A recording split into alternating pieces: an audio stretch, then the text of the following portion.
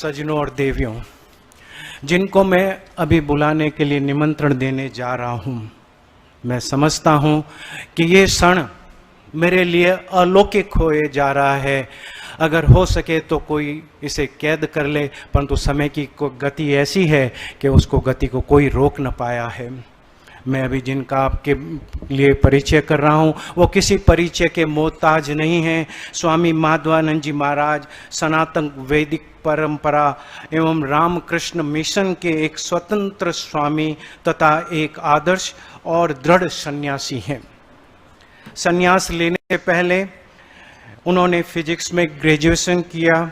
बचपन से ही अध्यात्म की ओर झुकाव होने के कारण उन्होंने अपना छात्र जीवन के दौरान गीता के कई अध्ययन खुद को व्यस्त कर लिया था। अपने छात्र जीवन के दौरान उन्होंने ठाकुर रामकृष्ण परमहंस स्वामी विवेकानंद जी से बहुत प्रभावित हुए और उन्होंने अपने जीवन को संन्यास की ओर ढाल लिया। एक भ्रमणशील तपस्वी के रूप में उन्होंने हिमालय और भारत के कई तीर्थ स्थलों पर साधना की और शास्त्रों का गहन अध्ययन किया। इस अवधि के दौरान साधु संतों की संगति में वह भगवत गीता, उपनिषद, योग, दर्शन, महाभारत, रामायण, श्री भागवतम, शिव महापुराण आदि का गहन अध्ययन करने में लगे रहे। स्वामी जी नियमित रूप से भारत और विदेशों में प्रवचन देते हैं। विशेषकर स्वामी जी का गीता पर वृंदावन धाम में उनका एक आश्रम आराधना कुंज है। आराधना कुंज आश्रम गतियों के 4 स्तंभों का प्रतिनिधित्व करता है: सत्संग, सेवा, सुमिरन और स्वाध्याय। आश्रम में संत सेवा, समाज सेवा, आध्यात्मिक और सांस्कृतिक कार्यों में संबंधित कई कार्यक्रम नियमित रूप से चालू हो गए हैं। स्वामी जी एक समर्पित YouTube चैनल भी है, अमृत धारा स्वामी माधवानंद जी के महाराज से नाम से है।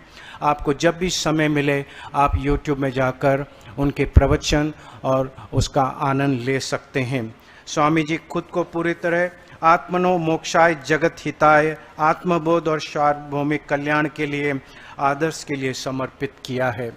मैं अभी आप लोगों के बीच और स्वामी जी के बीच ज़्यादा समय न लेकर, may I request my honorable all the audience request kindly clap and giving the warm welcome to His Holiness Swami Madhvanand Ji Maharaj.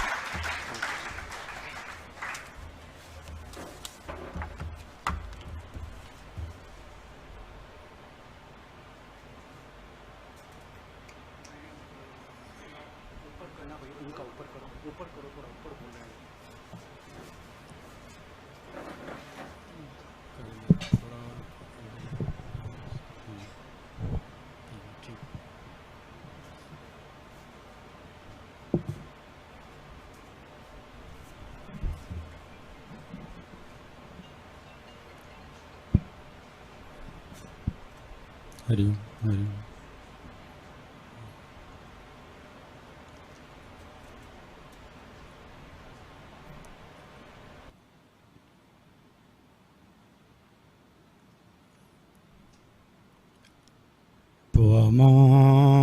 त्वमक्षरं परमं वेदितव्यम् त्वमस्य विश्वस्य परं निधानं त्वमव्ययः शाश्वतधर्म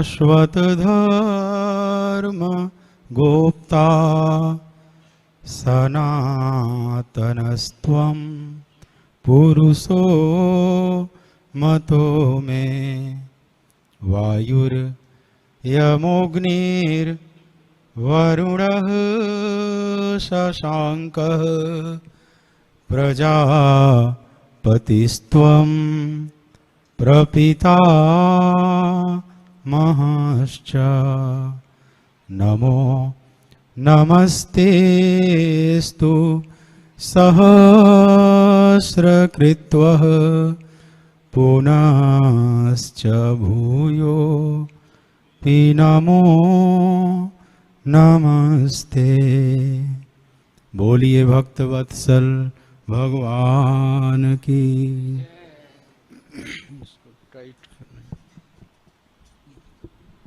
ठीक हो जाए, हो गया। 2 मिनट भगवान नाम संकीर्तन मेरे साथ आप बोलेंगे। गोविंद बोलो, हरि गोपाल बोलो,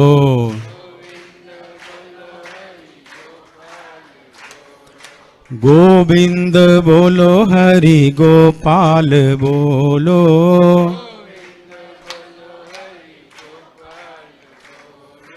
राधा रमण हरि गोपाल बोलो,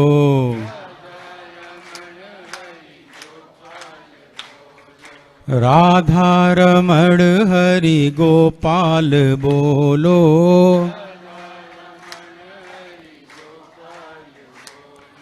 गोविंद बोलो, हरि गोपाल बोलो,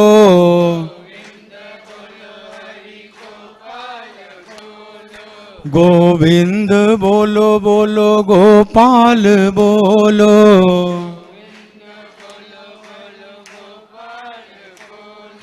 राधा रमण हरि गोपाल बोलो,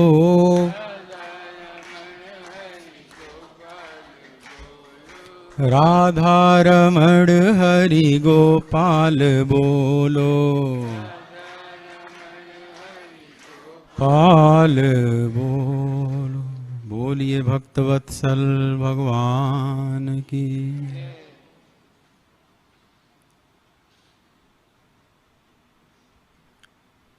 परम गुरुदेव के इस जन्मोत्सव प्राकट्य उत्सव के उपलक्ष्य में आयोजित इस समारोह में हमारे साथ मंचासीन हमारे आत्मीय परम श्रद्धेय गुरु माँ गीतेश्वरी जी एवं हमारे सन्मुख विराजमान हमारे परम श्रद्धेय आत्मस्वरूप श्री स्वामी विमर्शानंद जी महाराज एवं हमारे परम श्रद्धेय देहरादून से पधारे हुए डॉक्टर संजीव चोपड़ा जी एवं आज के इस कार्यक्रम में जो पार्टिसिपेंट्स हैं, मलेशिया से पधारे हुए हमारे श्रद्धेय सुश्री शर्मा कुमारी जी एवं गुरु महाराज के लाडले सभी ट्रस्टीगण। बहुत लोगों का नाम मैं जानता हूँ, नहीं भी जानता, इसलिए मैं इकट्ठा ही सबको, सब आप लाडले हैं, सब एक से एक फूल हैं, गुरु महाराज द्वारा सिंचित पल्लवित पुष्पित आप हैं, इसलिए आप सभी लाडले ट्रस्टीगण जगह जगह से पधारे हुए गुरु महाराज के सभी शिष्य एवं शिष्याएँ एवं और भी जोधपुर एवं जगह जगह से पधारे हुए प्रभु चरण अनुरागी गीता प्रेमी समस्त भक्तवृंद, आइए अपने मन को, अंतःकरण को भगवत गीता के उस गहन श्लोक की तरफ ले चलें जिसको भगवान ही स्वयं गहन कहते हैं। गहना कर्मणो गति ही, पार्थ कर्म की गति बहुत गहन है। अगर गीता का सबसे बड़ा संदेश या केंद्रीय जो संदेश है, अगर पूछा जाए कि इस धर्मशास्त्र का जो विश्व वंद्य यह स्क्रिप्चर है, धर्मशास्त्र है, इसका केंद्रीय उद्देश्य क्या है, केंद्रीय उपदेश क्या है, तो कर्म के मर्म को ठीक ठीक प्रकाशित करना ही गीता का केंद्रीय उपदेश है। भगवत गीता की हम आरती करते हैं तो उसमें कहते हैं ना कि कर्म सुमर्म प्रकाशिनी, कामा शक्ति हरा, तत्व ज्ञान विकासिनी, विद्या ब्रह्म परा। जय भगवत गीते मैया, जय भगवत गीते। तो कर्म सुमर्म प्रकाशित, कर्म के सुंदर मर्म को प्रकाशित किया है भगवत गीता ने। लेकिन भगवत गीता ने जितना मेहनत किया है कर्म के मर्म को प्रकाशित करने में, शायद दुनिया में कोई भी धर्मशास्त्र इतना में श्रम किया हो। आप भगवत गीता का चित्र ही देखते हैं जो सनातन धर्म का एक तरह से सिंबल है। भगवान कृष्ण घोड़े का लगाम पकड़े हुए हैं, चार चार घोड़े, वो भी उतावले हैं चलने के लिए, एक एक पैर उठाए हुए, जैसे एस्केलेटर पर पैर दबाया हुआ है, ब्रेक मार कर किसी तरह से ड्राइवर रोके हुए, एस्केलेटर भी दबाया है और ब्रेक पर भी पैर, दोनों साथ साथ। कुछ ऐसी स्थिति है, एक तरफ लगाम तना हुआ है बिल्कुल, घोड़े हिनिना रहे हैं भागने के लिए, कुछ ऐसी स्थिति है। घोड़े शांत नहीं है, एकदम उतावले चलने के लिए, जैसे उनको रोका हुआ है खींचकर, इसलिए वो लगाम बहुत टाइट है। और एक हाथ में चाबुक, एक हाथ में, बाएं हाथ में लगाम, और उल्टा पीछे जो श्रोता महाराज बैठे हुए हैं पीछे बैठे हुए हैं। आज तक ऐसा दुनिया में सत्संग देखे हो कि वक्ता का मुंह इधर है और श्रोता पीछे बैठा हुआ है, और वक्ता ही स्वयं श्रम उठा रहा है कि पीछे मुड़कर बात कर रहा है।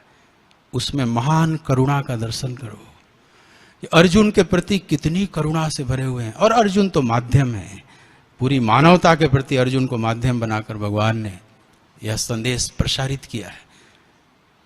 पूरी मानवता क्यों उनकी दृष्टि में है? क्यों? क्योंकि पूरी मानवता उन्हीं की है। सब मम प्रिय सब मम उपजाए। लेकिन पूरी मानवता उनकी दृष्टि में है, इसका क्या प्रमाण है? केवल अर्जुन को यह बात नहीं कृष्ण सुना रहे हैं, पूरी मानवता को। और मानवता में केवल जो पास्ट, जो मतलब एक कलयुग आएगा द्वापर के बाद, इतना ही नहीं, सतयुग, त्रेता, द्वापर, और कलयुग, जितने युगों को बांटा गया है इस समय को, सब पूरी मानवता से बात कर रहे हैं। इसलिए पूरी भगवत गीता में आप कहीं भी सतयुग, त्रेता, द्वापर, कलयुग शब्द नहीं दिखा सकते, क्योंकि ये टाइम रिलेटिव बात नहीं की गई है, बियॉन्ड टाइम एब्सोल्यूट बात की गई है। वो चाहे किसी भी युग में व्यक्ति पैदा हुआ हो, अथवा पृथ्वी के बाहर भी अगर कहीं और चेतनाएं रहती हों इस ब्रह्मांड और अनंत ब्रह्मांडों में, तो उस पर भी ये बात लागू होती है। बियॉन्ड टाइम एंड स्पेस, समयातीत और कालातीत भाषा में बात की गई है। इसलिए किसी विशेष देश वालों के लिए या किसी समय वालों के लिए ये सब बात ही गीता में नहीं है। तो चारों युगों में कहीं किसी का नाम ही नहीं पूरी भगवत गीता में। तो टाइम रिलेटिव नहीं है, ये यूनिवर्सल ट्रुथ की बात की गई। इसीलिए गीता सबको इतनी प्रिय है। बड़े बड़े मनीषी, आदि शंकराचार्य जैसे गहन आध्यात्मिक दार्शनिक, शायद दुनिया में ऐसा पैदा हुआ हो, कह सकते हो अध्यात्म जगत के अल्बर्ट आइंस्टीन उनको कह सकते हो, आचार्य शंकर, उनकी मेधा, उनकी तीव्रता कौन गा सकता है, उनकी महिमा। लेकिन गीता के प्रति उनका प्रेम छलकते बनता है। गेयम गीता नाम सहस्त्रम, ध्येयम श्रीपति रूप अजस्रम, नेयम सज्जन संगे चित्तम, देयम दीन जनाय च वित्तम, भज गोविंदम भज गोविंदम गोविंदम भज मूढ़। आचार्य शंकर से मानो हम प्रश्न करें कि आचार्य आप इतनी महिमा गीता की गाते हैं, और क्या? आगे कहते हैं कि भगवत गीता किंचित अधीता, गंगा जल लव कणिका पीता। आचार्य की का प्रेम दिखाई पड़। अरे मानव, तुम पूरी गीता को धारण नहीं कर सकते। भगवत गीता किंचित अधीता, अगर थोड़ी सी किंचित भी अगर हम धारण कर सकें, क्योंकि जैसे भगवान कृष्ण का जीवन मल्टी डायमेंशनल है, ऐसे ही उनकी वाणी भी मल्टी डायमेंशनल है। इसीलिए गीता को तो सभी प्रेम करते हैं, चाहे ज्ञानी योगी हो, कर्म योगी हो, भक्ति वाले हो, राजयोगी हो, सभी गीता के पीछे पड़े हुए हैं, सभी गीता को प्रेम करते हैं। ऐसा धर्मशास्त्र दुनिया में नहीं है। क्यों? क्योंकि सबकी बातें भगवान ने की है। अपार करुणा, जैसे पूरा जगत उन्हीं का है, पूरा ब्रह्मांड, और हर प्रकार के लोग हैं यहाँ पर, अलग अलग स्वभाव के, गुण के, तो सबके लिए तो बात करनी चाहिए ना। टीचर अच्छा वो माना जाता है जो पीछे, आगे जो बैठे हैं उन्हीं का नहीं, जो एकदम पीछे बैठा हुआ है साधारण जो छात्र विद्यार्थी, उसको भी दृष्टि में रखकर बात करता है, वो अच्छा प्रोफेसर माना जाता है, वो अच्छा टीचर माना जाता है। भगवान की यह वाणी क्यों इतनी लोकप्रिय हुई? गीताएं तो बहुत हैं, अष्टावक्र गीता भी है, वेदांत का शुद्धतम ग्रंथ है, लेकिन केवल वेदांत है। अष्टावक्र जरा भी नीचे नहीं उतर रहे हैं, क्योंकि उनके सामने जनक हैं, और जनक एकदम 99 डिग्री पर पहुंच चुके हैं, समझ लो 1 डिग्री और देना है और वाष्पीकृत हो जाएंगे। तो अष्टावक्रों की दृष्टि में पूरी मानवता नहीं है, जनक या जनक जैसे हैं, या जो वेदांत परक जिनका स्वभाव है। तो ऐसी गीताएं तो बहुत हैं, लेकिन भगवत गीता क्यों इतनी लोकप्रिय हुई? इसलिए कि भगवान वह भी बात कहेंगे जो उच्चतम है, जो विचारशील मनीषी जिसमें गोते लगाते रहते हैं, उन बातों को भी कहेंगे, वेदांत के सूक्ष्म दर्शन को भी रखेंगे, और एकदम साधारण छोटी छोटी बातें भी करेंगे।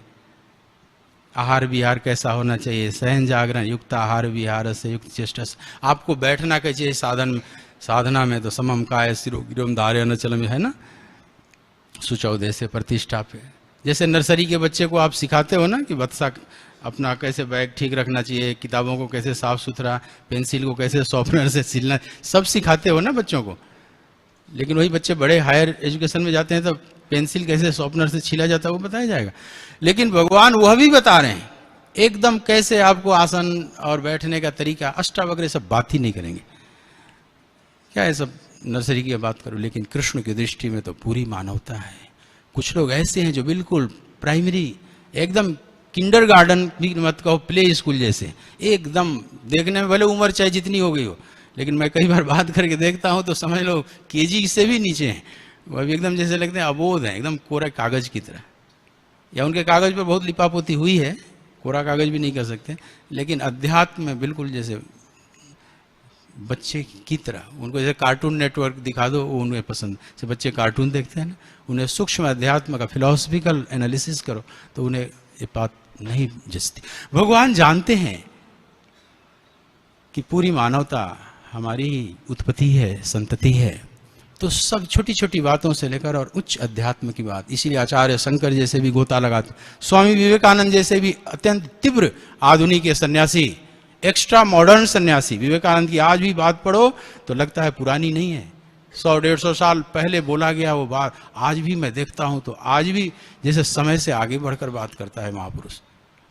उसकी मेधा को तो आप सभी जानते ही हो, हार्वर्ड यूनिवर्सिटी के विद्वानों ने कैसे उनकी स्तुति किया, और वे स्वामी विवेकानंद भी गीता के प्रति उनका प्रेम छलकता हुआ दिखाई पड़ता, और कहते हैं कि गीता जैसे उपनिषद रूपी वाटिका से कृष्ण रूपी माली ने सुंदर सुंदर ज्ञान पुष्पों को इकट्ठा करके एक गुलदस्ता तैयार किया, एक बुके तैयार किया, और वो बुके का नाम श्रीमद् भगवद गीता है। स्वयं ऐसे ऐसे तीव्र मनीषियों ने और बहुतों ने, अब सबका नाम तो ये तो गीता की महिमा में ही बात चली जाएगी, लेकिन मैं आपसे ये कहना चाहता हूँ कि गीता का जो मेन केंद्रीय जो उपदेश है वह कर्म को सुंदर ढंग से उसके मर्म को प्रकाशित करना, और कर्म में कृष्ण भी लगे हैं और अर्जुन भी लगे हैं। उस चित्र में आप देखते हैं ना कि स्वयं कृष्ण कर्म कर रहे हैं, केवल हाथ से भी लगाम पकड़े हैं, वाणी से भी उपदेश दे रहे हैं, मन से भी जुड़े हुए हैं अर्जुन से, सब तरह से लगे हुए हैं, और अर्जुन भी कर्म में लगे हुए हैं। हालांकि कर्म थोड़ा सा वहाँ पर एक भगोड़ापन का वहाँ स्वरूप है कि विसृज्यम ससरम चापम रथोपस्तोपाविशत, धनुष और बाण का त्याग करके रथ के पिछले भाग में जाकर बैठ जा रहे हैं। तो लेकिन भागना भी तो कर्म है, ये भागना भी कर्म है। यहीं पर अर्जुन को अब कर्म का मर्म समझाएंगे कि तू सोच रहा है कि भक्षमेपि है लोके। अर्जुन कहते हैं ना कि गुरुन हत्वा ही महानुभावान श्रेयो भोक्तिम भक्षति भक्षमति है लोके। हे कृष्ण, इन गुरुजनों और पूज्य जनों को मारकर राज्य सिंहासन और सुख भोग पाऊं, इससे तो ज़्यादा श्रेष्ठ मैं समझता हूं कि कहीं भागकर जाकर सन्यास ले लूं और भीख मांग कर खाऊं, भय क्षमपि है लोके, वो जीवन ज़्यादा मैं श्रेष्ठ समझता हूं। लेकिन ये घोर कर्म मैं नहीं करूंगा। अर्जुन को घोर कर्म दिखाई पड़ा। अर्जुन की ही भाषा में समझे भगवान क्यों कहते हैं कि ये बहुत गहना कर्मणो गति, क्योंकि अर्जुन को पूरा दूसरा अध्याय का उपदेश दे दिया, लेकिन तीसरे अध्याय के प्रारंभ में ही अर्जुन जो बोलते हैं उससे लगता है कि सब उपदेश जैसे गुड़ गोबर हो गया। तीसरा अध्याय प्रारंभ कहाँ से होता है? ज्यायसी चेत कर्मणास्ते मता बुद्धिर्जनार्दन तत्किं कर्मणि घोरे माम नियोजयसि केशव। बड़ी कारुणिक उनकी भाषा है, आंखों में आंसू भरे, अश्रु पूर्णाकुल क्षणम। हे केशव, आपको कर्म की अपेक्षा ज्ञान श्रेष्ठ मान्य है, तो तत्किम कर्मणि घोरे माम, मुझे इस घोर विभत्स युद्ध रूपी कर्म में आप क्यों लगा रहे हैं? ये बहुत कठोर प्रश्न है कृष्ण के प्रति, और प्रश्न ही नहीं, प्रश्न के साथ भयंकर उलाहना दिया कि व्यामिश्रेणेव वाक्येन बुद्धि मोहयसीव में तदेकम वद निश्चित्य येन श्रेयोहम आपनुयाम। मिले हुए से वचनों से आप मेरी बुद्धि को भ्रमित कर रहे हैं। बताओ, जो बुद्धि का समाधान, उसका सॉल्यूशन के लिए बैठा हुआ है परम गुरु, कृष्णम वंदे परम गुरु, आज उन पर आरोप लगा रहे हैं। उनके परम शिष्य, उन्हीं के शिष्यस्ते हम साधिमाम त्वाम प्रपन्नम करके अर्जुन तो समर्पण कर ही दिए। तो आज उस परम गुरु पर लांछन इतना भयंकर लगा रहे हैं ये परम शिष्य कि व्यामी श्रेणे वो वाक्य न बुद्धि मोहे शिव में, आप मिले हुए से वचनों से मेरी बुद्धि को भ्रमित कर रहे हैं, आप मेरा समाधान नहीं कर रहे हैं, आप और मेरे को गुमराह कर रहे हैं। अब बताओ, कृष्ण पर ये आरोप अर्जुन ही लगा सकते हैं और कृष्ण ने सुन लिया। दोनों में बड़ा मजेदार, तो बात एक अलग ही वजह छिड़ जाएगी। दोनों एक दूसरे पर, अर्जुन पर भी कम हैमरिंग नहीं कर रहे हैं कृष्ण।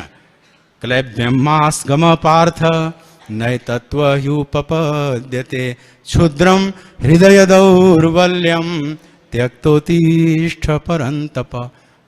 पार्थ, तुम नपुंसकों जैसा व्यवहार मत कर। इतना कड़ा शब्द कोई बोल सकता है अर्जुन को? अगर अर्जुन नपुंसक जैसे हैं तो फिर महावीर कौन है? इन 5000 सालों में अर्जुन जैसा महायोद्धा भारत अभी पैदा नहीं कर सका। इसलिए सेना में जाओगे तो अर्जुन का सम्मान दिखाई पड़ता, उनके नाम पर पुरस्कार दिया जाता है आज भी, अर्जुन पुरस्कार, वीरता का बहुत श्रेष्ठ पुरस्कार है। हर साल अर्जुन पुरस्कार, शस्त्र के नाम है, उनके नाम पर अनेक रोड सड़कों के नाम है, और बहुत सेना में सम्मान है। इतना सम्मान तो सेना ने किसी को भी नहीं दिया है जितना अर्जुन को दिया है। और उस व्यक्तित्व को कोई कह दे कि तुम नपुंसकों जैसा व्यवहार कर रहा है, यह तेरे व्यक्तित्व से मेल नहीं कर रहा है, खा रहा है पार्थ, हृदय के क्षुद्र दुर्बलता को त्याग कर ऐ परंतप तो उठ खड़ा हो। लेकिन देखो, नपुंसकता का चोट किया है कृष्ण ने, लेकिन तोड़ने के लिए नहीं। ये शब्द चोट करके तोड़ने के लिए नहीं, अर्जुन को और सुंदर गढ़ने के लिए। जैसे कुम्हार गढ़ता है ना, इतने हाथ संवार के उतने बाहर मारे चोट। केवल उबार की, केवल हाथ कोई देखे तो सोचेगा कैसा नासमझ कुम्हार है, घड़े को बनाया भी और तोड़ भी रहा है।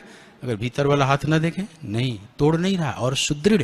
इसलिए क्लैब्यम की चोट और अंदर से परंतप और पार्थ का, इसलिए दो संबोधन है पार्थ ए परंतप इसी श्लोक में। तो आप इसमें कृष्ण की करुणा, तो ऐसी भाषा का प्रयोग एक दूसरे को कर रहे हैं दोनों, और कृष्ण अर्जुन ही सुन ले रहे हैं। और अर्जुन क्या इतना भयंकर उलाहना कि व्यामिश्रेणे वाक्य न बुद्धि मोहे शिव में, ये कृष्ण ही सुन ले रहे हैं। तो दोनों में बड़ा प्रगाढ़ समानता है, बहुत प्रगाढ़ समानता।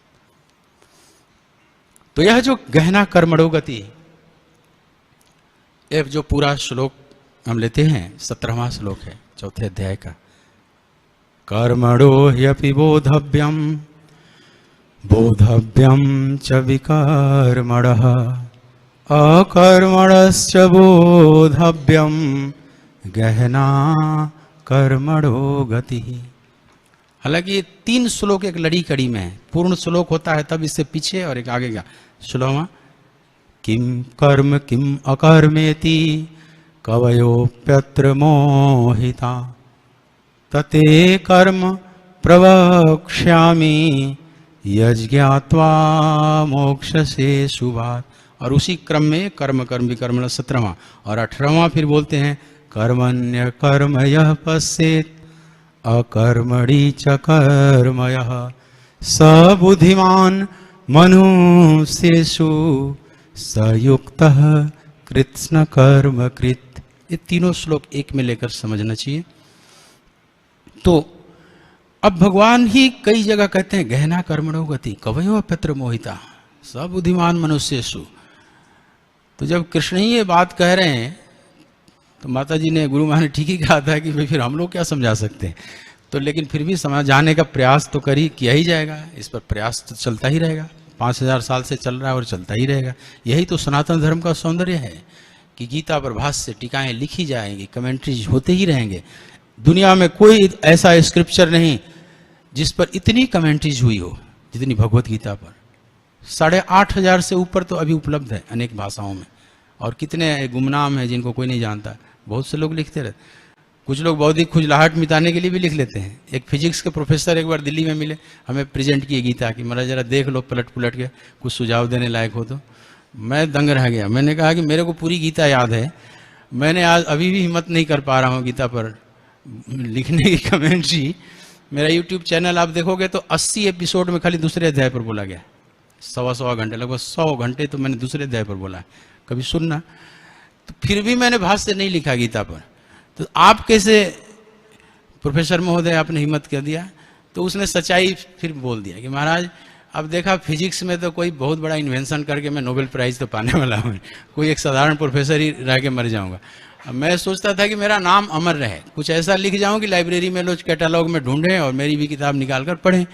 तो एक ही ग्रंथ दिखाई पड़ती है गीता, और गीता चाहे दुनिया के कहीं भी किसी भी लाइब्रेरी में जाओ वहाँ के कैटलॉग में गीता मिल जाती है। तो मैं सोचा है गीता पर ही कई ग्रंथों को रख के सामने और कुछ ना कुछ लिख दिया। मैंने कहा चलो एक अच्छी बात है कि तुमने ईमानदारी से स्वीकार किया कम से कम अपनी बात। तो गीता पर कई प्रकार के लोग लिखते हैं, सभी अनुभूत नहीं हैं। उसमें से बहुत बौद्धिक खुजलाहट मिटाने के लिए, कुछ नाम कमाने के लिए तो गीता के पीछे पड़े रहते हैं। दुनिया के लगभग सभी लाइब्रेरियों में गीता अवश्य मिलेगी, कोई ना कोई भाष्य टीका, मूल गीता न भी मिले तो टीकाएं अवश्य मिलती हैं। तो इतना यह विश्व प्रसिद्ध ग्रंथ, और उसमें भगवान यह जो कर्म सिद्धांत की महिमा, उसकी गरिमा और उसकी जटिलता, कॉम्प्लेक्सिटी की बात स्वयं रखकर हमें आगाह करते हैं कि मानव जरा इसको ठीक से समझना।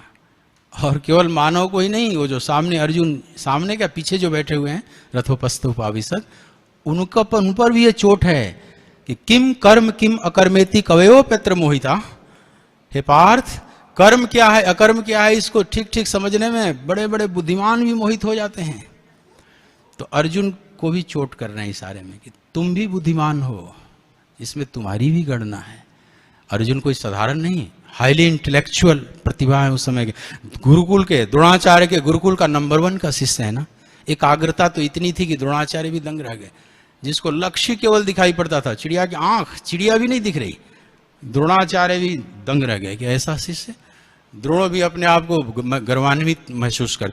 तो चलो ये तो गुरुकुल के हो गए, ये तो लौकिक विद्याओं में भी सबसे मेधावी, जिसने गुरु का इतना प्रेम पाया कि अपने पुत्र को भी, अश्वत्थामा को भी उतना प्रेम द्रोण ने नहीं किया जितना कि अर्जुन को किया। तो कितना यह मेधावी रहा होगा व्यक्तित्व। और तो और ये तो गुरु की बात है, लेकिन सदगुरु स्वयं जो कृष्ण है, कृष्ण तो उनके सब कुछ हैं, सखा भी हैं, संबंधी भी हैं, भगवान भी हैं, गुरु भी हैं। और इतना सानिध्य जो अर्जुन को मिला है उतना किसी को भी नहीं। पूरी कृष्णा अवतार में आप पूरे कृष्ण के 125 साल के जीवन वृत्त पर दृष्टिपात करें तो आपको अर्जुन को जितना सानिध्य मिला है कृष्ण का, उतना किसी को भी नहीं मिला है।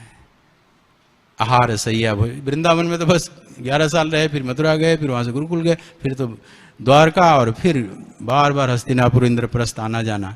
आहार, इसलिए अर्जुन गीता में कहते हैं आहार सैया भोजनासनेषु सखेति मत्वा प्रसभम यदुक्तम। हे कृष्ण, हे यादव, हे सखी थी। आपको सखा मानने के कारण, संबंधी मानने के कारण कभी कभी हे कृष्ण बोल दिया। आप काले काले थे तो हे कृष्ण, मैं गोरा था। हे कृष्ण, हे यादव, आप यदुवंश में जन्म लिए थे, मैं भरतवंश में हे यादव कह दिया कभी कभी। हे सखेति, कभी हे मित्र, हे सखा कहकर मैंने ऐसे शब्दों का प्रयोग किया है। अजानता महिमानम तवेदम, लेकिन आपकी महिमा न जानने के कारण गोविंद, इसलिए क्षमा करना प्रभु। बार बार क्षमा मांग। 11वें अध्याय। मेरा कहने का मतलब यह ये है कि सदगुरु का भी प्रेम कितना पाए अर्जुन। पूरे कृष्ण अवतार में सर्वाधिक प्रेम किया है कृष्ण ने अर्जुन को, साथ सबसे ज्यादा सानिध्य पाया है इस व्यक्तित्व ने। और इसी को तो बछड़ा बनाकर हमें दूध गीतामृत हमें परोसा। इसलिए सर्वोपनिषदो गाओ दोग्धा गोपाल नंदना। इसका ग्वाला मिल्कमैन कौन है? तो स्वयं कृष्ण बने उपनिषद रूपी गौओं को। लेकिन पिनाने के लिए बछड़ा भी तो चाहिए ना, तो पार्थो वत्स, पार्थ को ही बछड़ा बनाया गया। तो बछड़ा को दूध कितना मिलता है? थोड़ा शुरू में दो, अभी तो बेचारा ठीक से पी भी नहीं पाता तो ग्वाला छीन लेता है और लास्ट में थोड़ा सा चाटने के लिए छोड़ देता है। असली दूध दुग्धम गीतामृतम महत, जो गीता रूपी अमृत है वो महत जन पान करते हैं उसका। तो कृष्ण तो एक अर्जुन को केवल बछड़ा बनाए, माध्यम बनाए, लेकिन फिर भी कृष्ण अर्जुन को भी थोड़ा सा चोट कर रहे हैं कि कवयो पेत्र मोहिता, मतलब तुम भी इसमें हो, तुम इससे बाहर नहीं हो, तुम हाईली इंटेलेक्चुअल ब्रेन हो, इसलिए और तुम भी भ्रमित हो गए हो। अर्जुन कैसे भ्रमित हो गए हैं कर्म कर्म विकर्म को समझने में? आप जरा अभी अभी जो उपदेश ताजा भगवान दे रहे हैं, अब इसके पीछे चलिए गीता के थोड़ा शुरू में प्रथम अध्याय में, जहां महर्षि व्यास लिखते हैं कि धृतराष्ट्र संजय से कहते हैं कि धर्म भूमि कुरुक्षेत्र में युद्ध की इच्छा से एकत्रित हुए मेरे और पांडु पुत्रों ने क्या किया पार्थ? हे संजय बताओ। अब संजय बोलना प्रारंभ करते हैं कि राजन, मैं देख रहा हूं कि राजकुमार दुर्योधन अपने रथ को लेकर द्रोणाचार्य के पास गए हैं और द्रोणाचार्य को कह रहे हैं कि हे आचार्य, जरा इस पांडवों की सेना की व्यूह रचना को देखिए जो आप ही के प्रिय शिष्य द्रुपद का पुत्र धृष्टद्युम्न ने किया है, और इसमें बड़े बड़े महारथी हैं और सर्व एवं महारथा, अनेक महारथियों का नाम लिया, मैं सब नहीं लेना चाहता, समय की सीमा है। तो उन महारथियों को परिचय देते हुए कहता है सर्व एवं महारथा, यद्यपि 7 अक्षौणी सेना है, 7-11 का रेशियो है, लेकिन हल्के में मत लीजिएगा, इसमें जो मैंने नाम गिनाया है दुनिया के बड़े कीमती महारथी। इसके बाद अपनी सेना का भी परिचय देते हैं और उसमें तो कहते हैं कि एक तो स्वयं आप भगवान भीष्मस्य कर्णस्य कृपस्य समतिंज अश्वत्थामा विकर्णस्य सौमदत्तिस् तथैव, एक तो आप पितामह भीष्म, कर्ण, विकर्ण, अश्वत्थामा, सोमदत्त का पुत्र भूरिश्रवा, ये सब बताएं और कहते हैं सर्वे युद्ध विशारदा। यह जो महारथियों को मैंने बताया यह भी सब युद्ध विद्या में कुशल हैं, सब महारथी हैं। महारथियों का यह जबरदस्त टक्कर है। द्रोणाचार्य को क्यों ऐसा गए, थोड़ा सा डिप्लोमेटिक अंदाज में गया है दुर्योधन, थोड़ा उनको और अपने पक्ष में मजबूत करने, वो एक अलग साइकिक विश्लेषण का वो विषय है। इस पर मैंने 18 प्रवचन किया है प्रथम अध्याय पर, उसके साइकिक एनालिसिस आप कभी देख सकते हैं। तो इसके बाद शंखनाद होता है। कुरुओं के वृद्ध पितामह भीष्म ने, गंगापुत्र ने सिंह के समान गरजते हुए प्रतापी शंख का नाद किया। उनके साथ और भी महारथियों ने सबने बजाया और बिगुल बज उठा, तुरी बेरी शंख नगाड़े इत्यादि सब एक साथ बज उठे। मतलब कौरवों द्वारा पांडवों को युद्ध की चुनौती दे दी गई। अब पांडव कैसे उसको एक्सेप्ट करते हैं और कैसे रिएक्शन करते हैं, वहां पर गीता का सौंदर्य छुपा हुआ है। सेनापति धृष्टद्युम्न है, जबकि सेनापति से सेनापति को दिलवाना चाहिए, नहीं, और भी बड़े बुजुर्ग लोग थे, सभ्यश्चन नरपुंगवः, नरश्रेष्ठ सभ्य थे, उनसे भी नहीं, विराट थे, द्रुपद थे, स्वयं युधिष्ठिर भी नहीं किया, भीम अर्जुन को भी नहीं कराया, सामने उसको करते हैं युधिष्ठिर, जो इस युद्ध में सीधा भाग नहीं लेंगे, शस्त्र नहीं चलाएंगे, युद्ध नहीं करेंगे, केवल घोड़े का लगाम पकड़े हुए हैं पार्थ सारथी। लेकिन यहीं पर दिखाई पड़ता है पांडवों की भक्तिमता, बुद्धिमता, भगवान के प्रति समर्पण। अर्जुन जरूर बनाए हैं सारथी, लेकिन पांडव जानते हैं कि हमारे रथ के ही सारथी आप नहीं हो गोविंद, मेरे जीवन के रथ को भी सारथी तुम ही हो। तभी तो उनको आगे किया और भगवान को आगे किया कि पांचजन्यम ऋषिकेशो देवदत्तम धनंजय पौंड्रम दधमौ महाशंखम भीमकर्मावृकोदरा अनंत विजयम राजा कुंती पुत्रो युधिष्ठिरः नकुलः सहदेवश्च सुघोषमणिपुष्पकौ। शंखों का नाम भी पांचजन्य तो भगवान का था ही, धनंजय ने देवदत्त नामक शंख, पौंड्र नामक महाशंख भीम ने, अनंत विजय नामक शंख कुंती पुत्र राजा युधिष्ठिर ने, और सुघोष और मणिपुष्पक नामक नकुल और सहदेव ने बजाया। अब यहां देखें कि कृष्ण के साथ अर्जुन भी देवदत्तम धनंजय शंखनाद किए।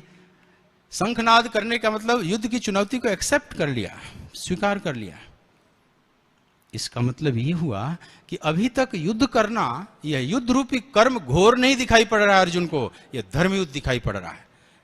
यह आध्यात्मिक कर्म, पारमार्थिक कर्म दिखाई पड़ रहा है। और युद्ध की तैयारी बहुत दिनों से अर्जुन कर रहे हैं, वनवास काल से ही कर रहे हैं। भगवान शिव को भी संतुष्ट करके उनसे शस्त्र लिया, दिव्यास्त्र इकट्ठा किया देवलोक जाकर। आज अभी अभी जो शंखनाद किया है अर्जुन ने, अभी तक युद्ध रूपी कर्म उनको सत्कर्म दिखाई पड़ रहा है, ठीक है। लेकिन अब देखो बुद्धि कैसे एकदम कांटा पलटती है। और शंखनाद करके तो जैसे पहलवान अखाड़े में दो आ गए, हाथ भी मिला लिए, ताल भी ठोकने लगे, और पहलवान फिर पीछे हट गया। तो हाथ क्यों मिलाया, चुनौती स्वीकार क्यों किया? लेकिन वहां पर अथ, ये 20वां श्लोक, यहीं से समझ लो गीता सही प्रारंभ हो रहा है। इससे पहले गीता का रंगमंच था। अथ शब्द वैसे भी अपने शास्त्र जो दिव्य प्रारंभ होते हैं, अथ शब्द, अथ श्री महाभारत का, अथ योगानुशासनम पतंजलि, अथाथो ब्रह्म जिज्ञासा ब्रह्मसूत्र, अथाथो भक्ति जिज्ञासा नारद भक्ति, अथ से प्रारंभ होता है पवित्र। यहां से गीता अब ठीक प्रारंभ हो रही है, क्योंकि अब अर्जुन और कृष्ण पर यह कॉन्सेंट्रेट हुआ। कैमरामैन संजय अपना कैमरा कस देंगे वहां पर ले जाकर, वहीं पर, क्योंकि अब इधर उधर की बातें नहीं, इन दोनों में क्या एक संवाद छिड़ गया जो आज तक दुनिया ने नहीं देखा। ऐसे विषम परिस्थिति में, ऐसे भयानक युद्ध के माहौल में कभी ऐसा ज्ञान गंगा प्रवाहित हुई हो? अगर कोई ऐसा उदाहरण हो तो आप मेरे को बताइएगा। मैंने तो किसी उपन्यास, काल्पनिक उपन्यास की वंदंतियाँ और दुनिया के जितने कुल साहित्यकार हैं, कहीं भी ऐसा नहीं देखा कि इतने भयानक माहौल में ऐसा ज्ञान गंगा प्रवाहित हो सकती है। ये तो कृष्ण और अर्जुन की ही महानता है। रथ बीच में है, सेनयोर उभयोर मध्य रथ रथम स्थाप्य में च्युत, और अथ व्यवस्थितान् दृष्ट्वा धार्तराष्ट्रान् कपिध्वजः प्रवृते शस्त्र संपाते धनुरुद्यम्य पांडव। संजय कहते हैं, राजन, ठीक शस्त्र चलने की तैयारी के क्षण में, एकदम क्रांतिक क्षण में युद्ध पहुंच चुका है। सारी इसकी जो औपचारिकताएं हैं पूरी कर ली गई हैं। प्रवृत्ति शस्त्र अब केवल सेनापति बोलते आक्रमण और युद्ध शुरू हो जाता है। इस क्रिटिकल पॉइंट पर यह पहुंच चुका है युद्ध। इसलिए प्रवृत्ति शस्त्र संपाते, एकदम शस्त्र चलने की तैयारी के क्षण में वह कपिध्वज, जिसके ध्वजा पर हनुमान जी बैठे हुए हैं, अर्जुन कुछ कहना प्रारंभ करते हैं। और यहीं से सब बदल गया, क्योंकि ये जो कहना प्रारंभ कर रहे हैं, भीतर कुछ गड़बड़ी शुरू हो गई है। हालांकि भाषा में अभी वो गड़बड़ी उनको भी खुद की नहीं समझ में आ रहा है। ये तो कह रहे हैं हम देखना चाहता हूं कि किन किन से युद्ध करना। ये तो बात नहीं, कृष्ण समझ गए कि मोह का अंकुरण हो गया। अब बुद्धि कवयो पत्र मोहिता, यह जो महान बुद्धिमान है अब मोहित हो गया। जो अभी अभी कृष्ण चोट किए ना 16वें अध्याय में, किम कर्म किम अकर्मेति कवयो पत्र मोहिता। है अर्जुन, तुम भी, तुम्हारी भी पासा पलट दी है बुद्धि ने। और बहाना तो था कि मैं देखना चाहता हूं, लेकिन वास्तव में साइकिक एनालिसिस कृष्ण ने किया। कृष्ण जैसा द मास्टर ऑफ साइकोलॉजिस्ट, ये सब साइकोलॉजी फ्रायड जुंग क्या उनके, ये तो कुछ भी नहीं है। ये तो मन से मन को ही इलाज करते हैं। झूठ ही मल की मल ही के धोए। इसलिए जुंग भी पागल खाने में मरा, सुसाइड करके मर गया। जब बड़े बड़े आज जो साइकोलॉजिस्ट पढ़ते हैं जिनकी किताबें, अंत में दुखी फ्रायड भी हो गया, जो दुनिया का साइकिल एनालिसिस करता रहा। ये सब मन से मन को आप नहीं धो सकते, लेकिन कृष्ण रूपी सुपर साइकोलॉजिस्ट अब मन को आत्मा से उसका समाधान करते हैं, लेकिन आत्मा को तो ये मानते ही नहीं। इसलिए गीता जब प्रारंभ होगी, देखो आत्म तत्व का ज्ञान प्रारंभ हो जाए। एक अजीब बात लगेगी कि युद्ध से इसको राजी कराना था, युद्ध करने के लिए कृष्ण को राजी कराना था, इसकी काउंसलिंग करनी थी, लेकिन ये आत्म तत्व की बात क्यों शुरू कर दिए? यहीं पर साइकोलॉजिस्ट कंफ्यूज्ड हो जाते, जो आज के। लेकिन जो अच्छे आध्यात्मिक साइकोलॉजिस्ट है वो समझते हैं कि हाँ, अब मन से मन नहीं साफ हो सकता, उससे पहले आत्मा का प्रकाश पड़ेगा उस पर, तब जाकर होगा। और ये जो काउंसलिंग करके जैसे तैसे एडजस्ट कर लेते हैं साइकोलॉजिस्ट, ये समझ लो वैसे ही है जैसे एक हाथ में आपने बाल्टी, एक पानी से भरी हुई बाल्टी आपने उठा ली और थोड़ी देर के बाद हाथ दर्द करने लगा, तो इस हाथ में ले लेते हो, तो क्या वजन कम हो गया? नहीं, वजन तो उतना ही है, बस थोड़ी देर रिलैक्स्ड फील हुआ, फिर इधर हाथ दर्द कर गया था इसमें। तो थोड़ी काउंसलिंग हो जाती है, थोड़े लोग सोचते हैं हाँ मेरे को मजा आ गया, थोड़ा आनंद, फिर गिरोगे वही, फिर आप डिप्रेशन में जाओगे, फिर विषाद में जाओगे। छड़ी काउंसलिंग से बात नहीं। कृष्ण कैसे काउंसलिंग कर रहे हैं उस गीता के सौंदर्य को जैसे अर्जुन कोच पर लिटा दिए जाते हैं और कृष्ण उसका समाधान अब कहाँ से करते हैं। तो अर्जुन पर चोट करते हैं कि कवयो पत्र मोहिता में तुम भी हो, क्योंकि तुम इतनी बड़ी तैयारी करके आए हो, अभी तक धर्म युद्ध लग रहा था और एकदम पाप में श्रवे दसमान हतवे आतताई ना, इन आतताइयों को मारकर तो मुझे पाप ही लगेगा कृष्ण, और कैसे झकझोरे हैं कृष्ण को, तो एक बहुत लंबा हो जाएगा मामला। लेकिन आप जानते हो, आप बहुत से इसमें से गीता के विचारक होंगे, पहले तो कृष्ण को कई तर्क दिया, फिर धर्म के नाम पर झकझोरा, कुल अक्षय प्रसन्ति कुल धर्मासनात् धर्मे नष्टे कुलम कृष्णम अधर्म विभवात्युता अधर्माभिभवात् कृष्ण प्रदुष्यन्ति कुल स्त्रिया शिशु दुष्टासु वार्ष्णे जायते वर्ण संकर संकरो नरकायु कुलघ्ना नाम कुरस्य च पतंति पीतरो हेता लुप्त पिंडो। अब कितना इसको लड़ी कड़ी में आप देखोगे तो लगेगा कि अर्जुन ही ठीक बोल रहे हैं। जो सामान्य विचारक उन्हें पकड़ में नहीं लगता है अर्जुन ठीक कह रहा है, इसमें क्या गलत कह दिया। नर के अनितम भाव सो बहुत अनुसुश्रुमा, लेकिन कृष्ण फटी आंखों से देख रहे हैं कि इसको हो क्या गया। कुतस्त्वा कस्मलमिदम विषमे समुपस्थितम, तुझे इस विषम परिस्थिति में अज्ञान कहां से। अब अर्जुन को लग रहा है तो मैं बहुत ज्ञान छांट रहा हूं, लेकिन सब क्रॉस, जैसे खूब बढ़िया कोई बनाकर कोई प्रॉब्लम सॉल्व करके लावे विद्यार्थी, बड़ा खुशी खुशी कि टीचर एकदम 100/100 देंगे, और टीचर ने देखा और रेड पेन से क्रॉस उसके हृदय पर जैसे एकदम जैसे आरी चला दे। तो अर्जुन को क्या लगा, मैं इतना बारीक सूक्ष्म तर्क किया कि बड़े बड़े बुद्धिमान भी, आप में से भी बहुतों को पूछूं मैं कि उसमें क्या अर्जुन ने गलत कहा है, जो लास्ट में बोला है प्रथम अध्याय के, उसके कुछ श्लोक देखना 10 श्लोक, और पूछें कि क्या गलत कहा है। कभी कभी होमवर्क देना चाहिए, आप लोगों को आज होमवर्क है, आप क्या अर्जुन ने गलत बोला है उसमें, जो कुलक्षय प्रदस्यंती से लेकर और अध्याय के समाप्ति पर्यंत जो बात कही, कृष्ण ने उसको कुतस्त्वा कस्मल मिदम अनार्य जुष्टम स्वर्गम अकीर्तिम, क्यों ऐसा क्रॉस कर दिया, उसको पकड़ो। जब उसको पकड़ लोगे तो तुम गीता समझ लिए, नहीं तो ऐसे ठीक है जितना भाव से आप पढ़े सब ठीक है, लेकिन यहां पर विचार करना कि ये कवयो पत्र मोहिता क्यों भ्रमित हो गया। बड़े बड़े दिग्गज भी अध्यात्म बुद्धि के, उनकी भी बुद्धि कई बार भ्रमित हो जाती है कर्म अकर्म विकर्म को समझने में।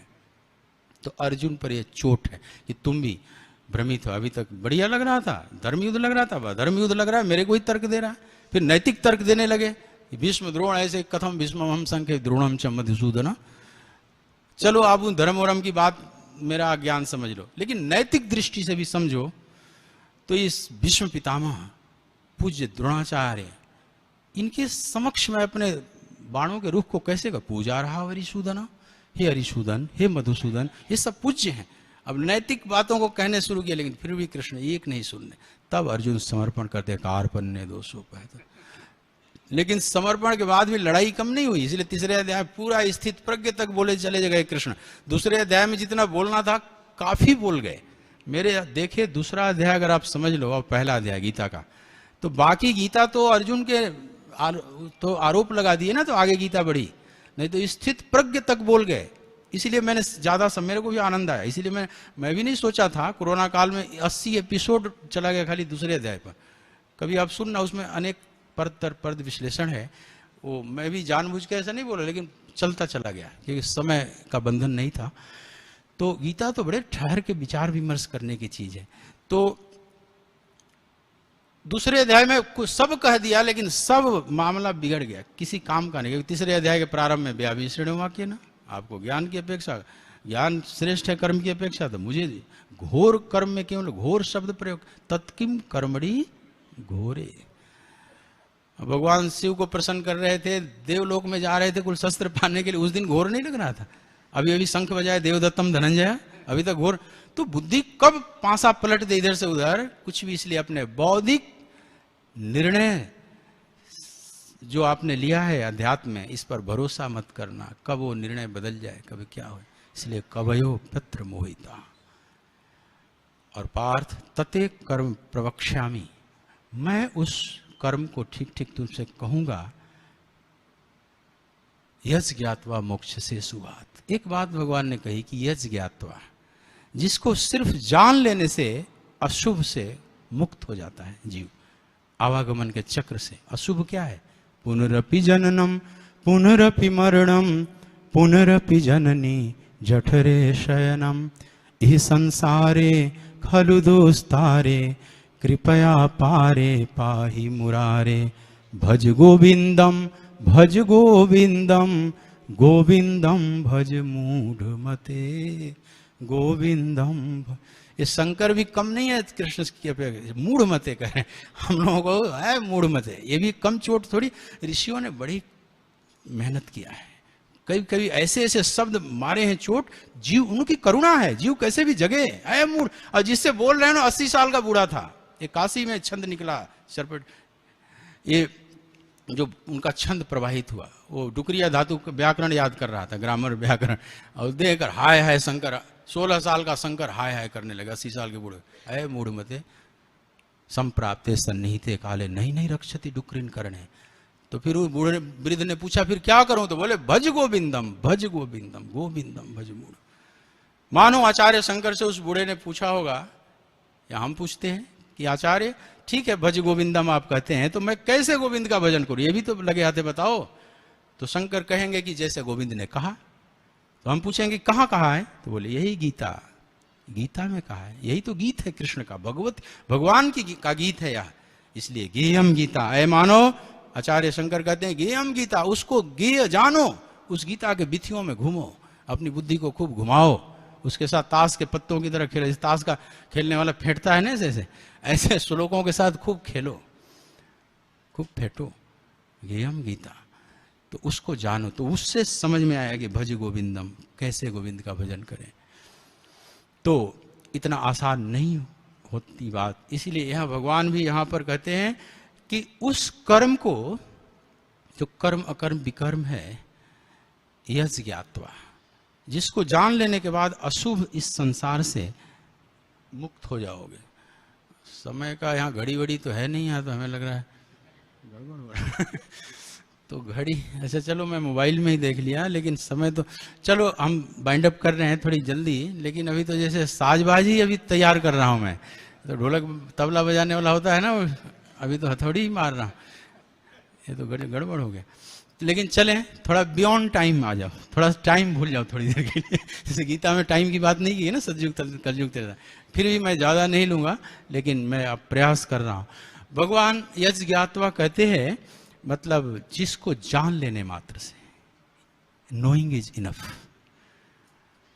कर्म की वास्तविक सत्ता नहीं है, वेदांत दर्शन कहता है, कर्म एक सुडो, क्योंकि जो प्रकृति से सब किया, प्रकृति की क्रिया का नाम ही हलन चलन, जो हम शरीर वाणी मन से करते हैं, इसी का नाम कर्म। जब ये सब झूठा है, ब्रह्म सत्यम जगत मिथ्या, ये जगत प्रकृति से सब बने हुए, गुणा गुणेषु वर्तन्ते सब है, तो इस कर्म सत्य कैसे हो सकता है? और कर्म से निकला हुआ फल भी सत्य कैसे हो सकता है? मिथ्या से क्या सत्य प्रकट हो सकता? नहीं। कर्म आपको परमात्मा नहीं दे सकता, लेकिन कर्म के रहस्य को जानकर आप इससे बाहर निकल सकते हैं। यज ज्ञात्वा, केवल जान लेने मात्र से मोक्ष से शुभात, जिसने जान लिया अशुभ से मुक्त हो गया। और उसी क्रम में भगवान कहते हैं कि कर्मणो हि अपि बोद्धव्यम च विकर्मणः अकर्मणश्च बोद्धव्यम गहना कर्मणो। अर्जुन, कर्म अकर्म और विकर्म तीनों के स्वरूप को जानना चाहिए। अब एक कर्म क्या है? बहुत प्रसिद्ध शब्द है कर्म, एक्शन, इसका अनुवाद करते हैं इंग्लिश में। तो शरीर वाणी मन से जो कुछ भी क्रिया की जाती है उसका नाम कर्म है, लेकिन थोड़ा सा अंतर है। जिस क्रिया के साथ मन जुड़ता है उसी को यहाँ कर्म की संज्ञा दी गई है, नहीं तो बाकी क्रिया है। जैसे आप भोजन कर लेते हैं, अब भोजन कैसे पच रहा है, कैसे खून बन रहा है, मांस हड्डी बन रहा है, वो तो क्रिया है, वो भी कर्म ही है, लेकिन उसमें मन नहीं जुड़ा हुआ, वो स्वतः हुआ, अनैच्छिक क्रिया इसको बोलते हैं। तो अनैच्छिक क्रिया जो है वो भी कर्म का ही एक पार्ट है, लेकिन उसका संस्कार नहीं बनता। लेकिन जो ऐच्छिक क्रिया है, जब हम मन जुड़ जाता है, हम मन से किसी क्रिया को किए, चाहे शरीर से किए, चाहे वाणी से किए, चाहे मन से किया, शरीर वांग मनोभिर्यात, गीता में भगवान ने कहा कि शरीर से, वाणी से और मन से 3 प्रकार से कर्म होते हैं। तो उसमें मन जहां जहां जुड़ेगा वहां संस्कार बनने लगेगा। जैसे कैमरा रिकॉर्डिंग कर रहा है, अब इसमें एक चिप होगा, एक छोटा सा मेमोरी कार्ड, उस मेमोरी कार्ड को निकाल दो तो कैमरा सब वैसे फंक्शन कर रहा है, लेकिन कहीं स्टोर नहीं होगा, उसका संस्कार बने, उसी को हम संस्कार कहते हैं। कंडीशनिंग, उसका कहीं स्टोर। तो मन जब जुड़ता है जिस क्रिया से, वो स्टोर होने लगता है, संग्रहित होने लगता है, उस पर उसकी रिकॉर्डिंग होने लगती है, और फिर उसी को चिप को फिर कहीं डालो तो फिर वो सब प्रकट हो जाता है वही। तो जिससे मन जुड़ता है, इसमें मन का जुड़ना बहुत जरूरी है। अब मन एवं मनुष्याणाम कारणो बंध मोक्षयो, तो क्रिया और कर्म में ये अंतर है। अब पूरा जीवन ही कर्मों का एक समूह है। भगवान कहते हैं कि एक क्षण भी कोई बिना कर्म किए नहीं रह सकता, नहीं कश्चित क्षणमपि जातु तिष्ठत्य कर्मकृत। पार्थ, एक क्षण भी कोई बिना कर्म किए नहीं रह सकता। तो इसका मतलब ये हुआ, जिसको हम जीवन कहते हैं, जीवन क्या है? जन्म से लेकर मृत्यु पर्यंत का जो हमारा यह जर्नी है, सफर है, इसको हम जीवन कहते हैं। तो ये पूरा जीवन एक कर्मों की श्रृंखला है, कर्मों का चेन है, कर्मों का एक संग्रह है, इसके अलावा और क्या है? तो एक क्षण भी कोई बिना कर्म किए नहीं रह सकता। तो अब कहते हैं कि ये तो एक लड़ी कड़ी हो गया। या समझ लो कि जीवन के कैनवास पर जो हमारा चित्र है, इन कर्मों के रंग से रंगा हुआ है। असंख्य कर्मों के रंग से हमारा चित्र चित्रित किया हुआ है जीवन के कैनवास पर, जो हमारा फिगर उभरता है। तो इतने कर्मों के चेन में हम जी रहे हैं, और इसमें हमें समझना है। तो भगवान कहते हैं कि उसमें अकर्म समझो पार्थ। कर्म तो सभी कर रहे हैं, बिना किए रह भी नहीं सकते। कोई कर्म करना छोड़कर भाग जाए, वो भागना भी कर्म है, तो हम बच ही नहीं सकते उससे। तो अब तो समझना है ना कि हम उस कर्म वो कौन सा कर्म करें जिससे हम अशुभ से मुक्त हो जाए। तो अकर्म, अकर्म का मतलब अकर्मण्यता, निष्क्रियता, ये सब नहीं। वैसे कई गीता में कहीं कहीं अकर्मण्यता के अर्थ में भी आया है। बहुत प्रसिद्ध श्लोक है, कर्मण्येवाधिकारस्ते मा फलेषु कदाचन मा कर्म फल हेतुर्भु माते संगोस्त्व कर्म। माते संगोस्त्व अकर्मणि, वहां भी ये शब्द आया अकर्मणि, पर वहां अकर्मण्यता के अर्थ में आया है कि तुझे में अकर्मण्यता भी नहीं आना चाहिए, कर्म न करने में भी तेरी रुचि न बढ़ जाए। वहां उस अर्थ में एक ही शब्द कई जगह अलग अलग देता है। या तीसरे अध्याय का 8वां श्लोक है, नियतम कुरु कर्म तम कर्म ज्यायो हे कर्मणा शरीर यात्रापि चतेना प्रसिद्धेत ही अकर्मणा। अकर्मणा माने अकर्मण्यता से तो तेरी शरीर यात्रा भी नहीं चल पाएगी। आलस, अकर्मण्य, प्रमाद, वहां इस अर्थ में। लेकिन यहां जो कर्म अकर्म विकर्म की बात भगवान कहते हैं, यहां अकर्म बहुत सुंदर, ये वही सत्कर्म है जो प्रभु से मिलाता है, प्रभु की यात्रा कराता है, प्रभु तरफ मोक्ष की यात्रा कराता है। तो अकर्म क्या है?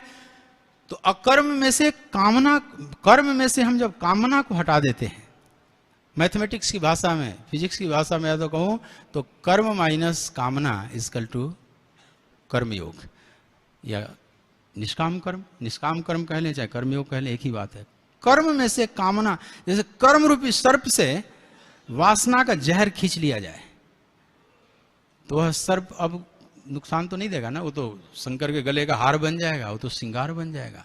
वो महापुरुष भी कर्म करते हैं, कृष्ण भी कर्म कर रहे हैं, लेकिन उनका कर्म उनका श्रृंगार बन जा रहा है, वो करुणा से भरा हुआ है। तो वही सर्प हार बन गया गले का, क्यों? क्योंकि उसकी जो जहर है निकाल दिया गया। तो कर्म माइनस कामना या वासना आप कर देते हैं तो उसका नाम अकर्म है। लेकिन कहना तो बड़ा आसान है कि कर्म में से कामना रहित कर्म करें। कर्मण्येवाधिकारस्ते मा फलेषु कदाचन, कर्म करने में तेरा अधिकार हो, फल में नहीं। ये कितना कठिन है, प्रैक्टिकली तो संभव नहीं दिख रहा है। इस पर बड़े बड़े मनीषी इसी पर शोध करते हैं, इस श्लोक पर। ये कैसे कर्म की प्रेरणा कहां से मिलेगी, कर्म का मोटिवेशन कहां से मिलेगा? अगर हम फल की कामना ही न करें तो हम कर्म में लगे ही कैसे? हम तो पहले फल को दृष्टि में रखकर पीछे से कर्म में लगते हैं ना, हम मोटिवेट ही नहीं होंगे अगर हमें फल की कामना ना हो। और कृष्ण कहते हैं कर्मण्येवाधिकारस्ते। लेकिन देखो इसका सुंदर भाव है, भगवान ये नहीं कहते हैं कि तुझे फल वल नहीं मिलेगा, कहते हैं अधिकार और कर्तव्य की बात कर रहे हैं। कर्मण्येवाधिकार, तुम्हारा अधिकार क्या है? केवल कर्म करने में। फल तुम्हारे हाथ में नहीं है, वो प्रकृति के ईश्वरीय विधान से फल मिलेगा, मिलेगा अपने आप। आपका काम, आपका अधिकार क्षेत्र है केवल कर्म करना। फल ईश्वरीय विधान है, आपके चाहने न चाहने के अधीन नहीं है कि कोई कर्म कैसा भी कर दिया और चाहे कि फल बढ़िया आ जाए तो उसके चाहने से फल आ जाएगा। या कोई बढ़िया कर्म करके और बुराई चाहे कि फल आ जाए तो क्या आ जाएगा? चाहने न चाहने के अधीन है ही नहीं, तो उसमें हम समय नष्ट क्यों करें जो हमारे अधीन में? तो अधिकार की बात करें कि तुम्हारा अधिकार क्षेत्र यहीं तक है। हमने रोटी मुंह में डाल लिया, अब पचाने का काम वो सब हमारा सिस्टम है जो शरीर का वो करेगा, वो हमारे अधिकार क्षेत्र में अब नहीं है। कौन चाहता है कि अपच हो जाए हमारे शरीर में? कोई भी नहीं चाहता, लेकिन हो जाता है क्योंकि वो आपके अधिकार में नहीं है अब। तो अधिकार जो है उसी पर समझना चाहिए। हम अनधिकार चेष्टा करते हैं, बार बार फल को दृष्टि में लाते हैं, ये भगवान कहना चाहते हैं। लेकिन निष्काम होकर कर्म कैसे करें, कामना रहित होकर कैसे कर्म करें, तो प्रैक्टिकली तो ये नहीं दिखता। अब थोड़ी प्रैक्टिकल धरातल पर आ जाओ, ये थ्योरेटिकल बातें बड़ी ऊंची ऊंची हैं। तो कामना रहित कर्म नहीं हो सकता, मैं आपको यहाँ सर्टिफिकेट दे दूं, साधक से नहीं हो सकता, सिद्धों की बात छोड़ दो। तो कामना रहित कर्म हो ही नहीं सकता, तो क्या करें? कोई बड़ी कामना से अपने आप को भर लें। और कृष्ण ही स्वयं कह रहे हैं, मामिक्षाप्तुम धनंजय, हे पार्थ तुम इच्छाओं से रहित नहीं हो सकता, तो मुझे पाने की इच्छा से भर जा। ये कितनी अच्छी बात है। एक राजा था, अपने दरबार में एक ब्लैक बोर्ड पर लकीर खींच दी, एक 10 इंच की लकीर खींच दिया, और बड़े बड़े उसमें मंत्री बैठे हुए थे बुद्धिमान, उनसे कहा कि आप लोग इस लकीर को छोटी करो, बिना छुए बिना मिटाए। सब सिर खुजलाने लगे। एक बुद्धिमान था, उसमें से आया और नीचे एक लंबी लकीर खींच दिया और बोला कि राजन ये लकीर छोटी हो गई। तो इच्छाओं को आप हटा नहीं सकते, इच्छाओं के हम समूह है, इच्छाओं के कारण हमारा जन्म हुआ है, बार बार आवागमन के चक्र में इन्हीं इच्छाओं के कारण हम धकेले जाते। और कह दो फटाक से कि एकदम कर्म इच्छा रहित होकर कर्म करो, डिजायरलेस कर्म करो, ये सब हवाई फायर करने जैसी बातें हैं। तो हवाई फायर में मत जियो। वास्तविकता है कि आप इच्छाओं से मुक्त नहीं हो सकते। तो ये तो आप कर सकते हो ना कि एक बड़ी इच्छा से अपने आप को भर दूं, और वो बड़ी इच्छा क्या है? The supreme goal of life, भगवान। हम भगवान को पाने की इच्छा से अपने आप को भर दें, मामिक्षाप्तुम धनंजय। बस ये प्रैक्टिकल बात। अगर वेदांत की भाषा में कहूं तो वेदांत भी कहता है मोक्षा, तो उसमें इच्छा तो लगा हुआ है ना, इच्छा तो है, पर किसकी इच्छा? मोक्ष की इच्छा, सैल्वेशन के लिए डिजायर तो है उसमें भी। तो भगवान की इच्छा चाहे मोक्ष की इच्छा एक ही बात है। तो इच्छा रहित तो नहीं हुआ, बस ये इच्छा इतना है कि परम की इच्छा, अब उससे बड़ी कोई इच्छा नहीं हो सकती। इतना खींच दो, यही जीव कर सकता है। तो भगवान की इच्छा से, भक्ति की भाषा में बात करूं तो भगवान की इच्छा से भर जाओ, अगर वेदांत की भाषा में बात करूं तो मुमुक्षा से भर जाओ, पर बिना इच्छा के आप नहीं चल सकते प्रैक्टिकली।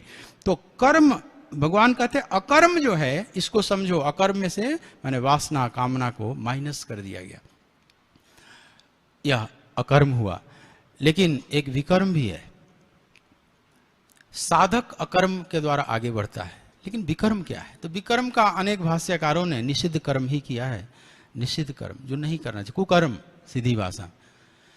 लेकिन कुछ भाष्यकारों ने विकर्म का थोड़ा सा और परिष्कृत रूप भी यहां दिया है कि विकर्म, वी लगा हुआ है ना, वी उपसर्ग लगा है, तो विशिष्ट कुछ स्पेशल एक्शन। तो जो विशेष जो भी होता है, मैंने वो ट्रैक से हटकर है, वो नॉर्मल नहीं है, एबनॉर्मल है। तो एबनॉर्मल व्यक्ति दोनों होते हैं, चाहे लेफ्टिस्ट हो जाए चाहे राइटिस्ट हो जाए। मेन रास्ते से नहीं चल रहा है, वह तो बाएं चल रहा है उतर के खेतों में, या तो दाएं चल, तो दोनों ही तो एबनॉर्मल हुए ना। आमतौर पर पागलों को एबनॉर्मल कहते हैं, लेकिन जो भक्ति में भी पागल हो जाते हैं उसको इसी भूमि मीराबाई यहाँ हुई। राजस्थान आज नंबर 1 पर गर्व करता है। पूछा जाए राजस्थानियों से कि नंबर 1 एक कैरेक्टर का नाम बताओ जो राजस्थान ने प्रकट किया, तो पहला नाम आएगा। लेकिन उस समय लोगों ने कहा, क्या कहा? लोग कहे मीरा भई बावरी, सास कहे कुल नासी रे, पग घूंघरू। लगता है शास्त्रीय संगीत शुरू हो जाएगा, इसलिए ज्यादा आगे नहीं बढ़ रहा तो ये तो गड़बड़ हो जाएगा। तो फिर कहोगे कि महाराज समय भी ज्यादा ले रहे हैं। तो मेरा कहने का मतलब, लोग कहे मीरा, लोगों ने कहा कि बावरी हो गई, और सास और ननद और कुल गुरु ने तो पीछे पड़ गया, और जेठ कहे कि ये तो कुल को नाश करने वाली आ गई, कुल की कलंक। आज कुल की वो चूड़ामणि है माता मीरा। और लोगों ने क्या कहा? तो एबनॉर्मल दोनों को कहा जाता है। जिन्हा प्रीता तेरे नाल पालियां, उता फिरदियां वांगू सुदाइयां। पंजाबी में एक भजन है, जिसने तेरे संग प्रेम कर लिया है गोविंद, उता फिरदियां वांगू सुदाइयां। वांगू माने की तरह, सुदाइयां माने पागल। वो तो पागल की तरह घूम रहा। जिन्हा प्रीता तेरे नाल पालियां, वो ता फिर दिया वांगू सुदाइयां। हुन आके तू प्यास बुझावे, हुन आके तू प्यास बुझावे। एक बारी आजा सांवरे, एक बारी आजा सांवरे। अरे पूरा भजन नहीं ले रहा हूँ, फिर गड़बड़ हो जाए। पर इसमें ये है कि वह फिर दिया वांगू सुदाइयाँ, एब नॉर्मल दोनों होते हैं। तो विशेष कर्म, विकर्म का मतलब विशेष कर्म। एक तो कुकर्म भी विशेष हुआ, और जो महापुरुषों द्वारा किया हुआ कर्म है उसको क्या आप कहेंगे? कृष्ण जो कर्म कर रहे हैं उसको क्या कहेंगे? केवल अकर्म नहीं, वो विकर्म है, वो बहुत विशेष कर्म। वो करुणावश किया गया है, कुकर्म किया जाता है कामनावश। और वह जो विकर्म है, विशिष्ट कर्म है महापुरुषों द्वारा, जो लीला जिसको हम कहते हैं, वो करुणावश किया जाता है। तो इसलिए एक लीला और एक कुकर्म, दोनों को ही विकर्म में हम डालते हैं। तो भगवान कहते हैं कि मेरे को पाने जैसा कुछ भी नहीं। न मे पार्थास्ति कर्तव्यम त्रिषु लोकेषु किंचन।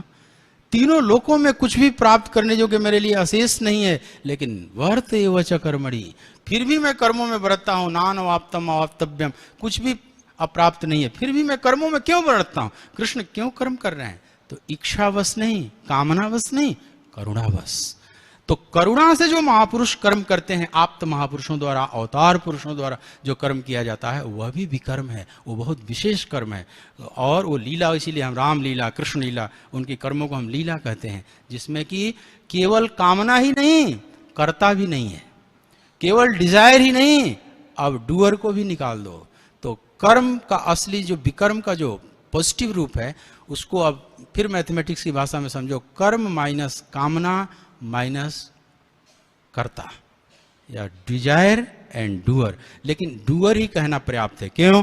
क्योंकि जब डूअर गायब हो जाएगा तो डिजायर अपने आप गायब हो जाएगा। तो अब महापुरुषों का कर्म कैसा होता है, उच्च दर्जे के महापुरुषों का, तो मैंने डूअरलेस, कर्ता रहित, जिसको जो करता रहित, जो यंत्रवत हो जाता है, वो विकर्म है, विकर्म का वह रूप।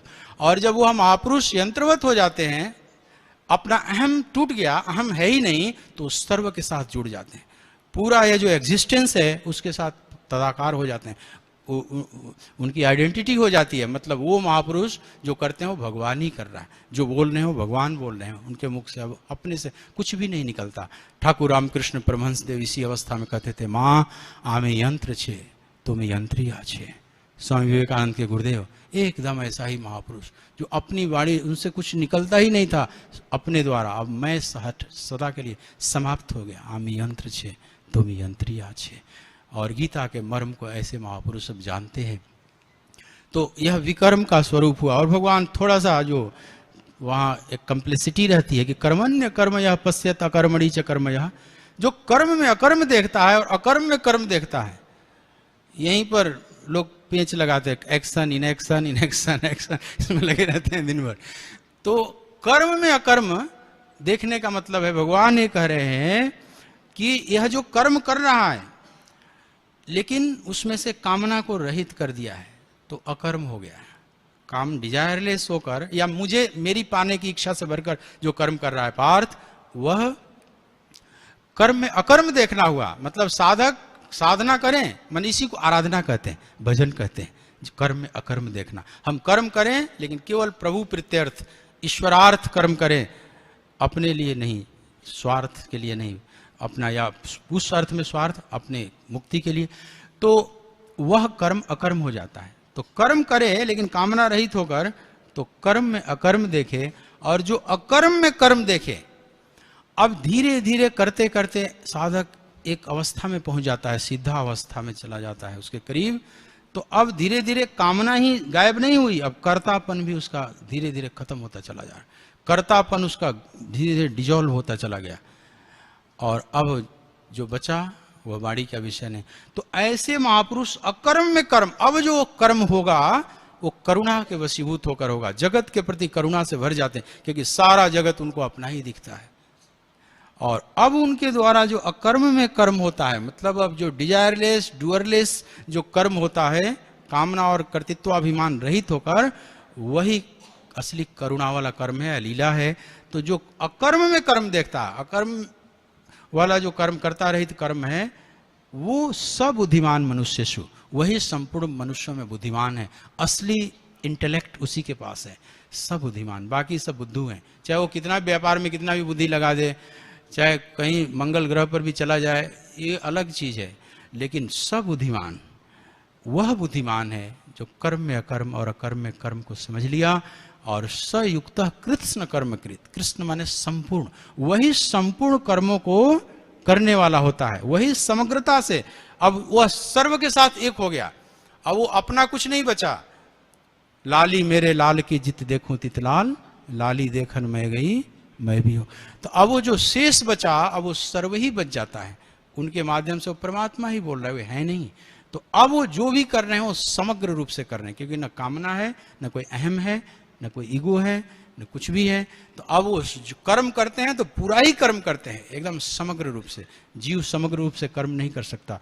कृत्स्न कर्म कृत माने वह समग्र कर्मों को ठीक ठीक संपादित कर्म करने वाला होता है। योग कर्मसु कौशलम, वो योग कर्म की कुशलता को प्राप्त कर लेते हैं और वह योगेश्वर हो जाते हैं।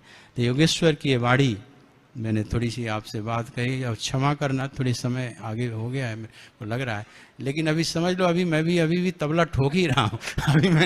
अभी जो कहना था अभी जैसे सब अंदर ही है, लेकिन फिर भी जो भी भगवान ने प्रेरणा करके, गुरु महाराज ने प्रेरणा करके कहलाई, मैं प्रभु के चरणों में समर्पित करता हूँ। और आपको पुनः पुनः बहुत बहुत धन्यवाद कि आपने मेरी बात को आपने सुनी। कृपा करके मैं अनुग्रहित हुआ। भगवान आपका मंगल करें।